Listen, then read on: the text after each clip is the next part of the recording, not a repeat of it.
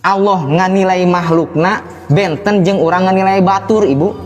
Allah mah uninga sadaya totalitas kehidupan makhluk siang jeung wengi teh uninga Allah lahir batina dugi kanu nyelap dina hatena nu pangjerona uninga Allah. Allah terang cai matana eta jalmi nalika tobatna. Allah terang kasayaan anu pang alit-alitna sakalipun dugi ka nulung sireum misalkeun Allah mah uninga. Ari urang henteu apal diri batur. Matakna teh kenging supados nganilai. Ngaponis ngacap nyalahkeun batur. Jeung sok sanaos batur ngalakukeun kasalahan anu asli misalkeun ibu. Laras-laras ngalakukeun kasalahanana. Tapi kan orang terang bisa jadi kasalahan eta teh anu nganteur kana taubatan nasuhana ibu.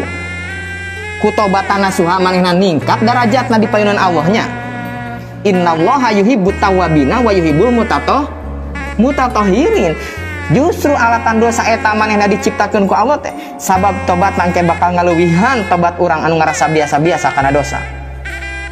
Nya alatan dosa eta manehna dipika cinta ku Allah sabab tobatna ngaleuwihan tobat urang anu ngarasa biasa-biasa kana dosa. Jauh bu langkung sae dosa anu ditobatan daripada amal anu ngajadikeun takabur. Amal naon nu ditampi ku Allah lamun dibarengan ku takabur? Jeung dosa naon anu henteu dihampura ku Allah upami tos penak jeung pangampura Allah.